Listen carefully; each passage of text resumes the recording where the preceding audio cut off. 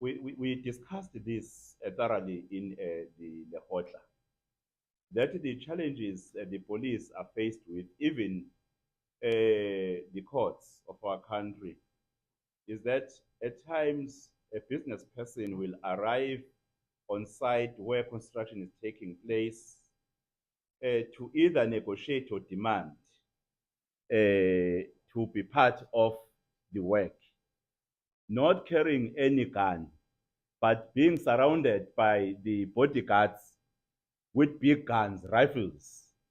When you go to court saying he threatened you, even the pictures will show him not carrying any gun. So as a result in court, they will go free. So what we want to do, in fact, we want because you cannot say, I'm calling you because you are construction mafia. I want to talk to you because you are construction mafia.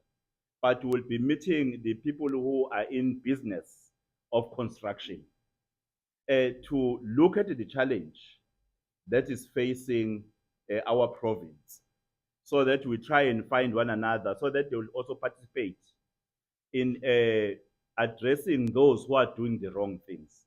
Because we are in agreement that those business leaders who are in construction, some of them are really not doing right. Hence, they are now called construction mafias. And we also want the contractors themselves to be part of the journey of stopping or mitigating the problem that is facing this province. It's not that we regard them as criminals. Before, they have cases that have been opened to court, and the court have decided otherwise. Then that is wherein we'll begin to do that.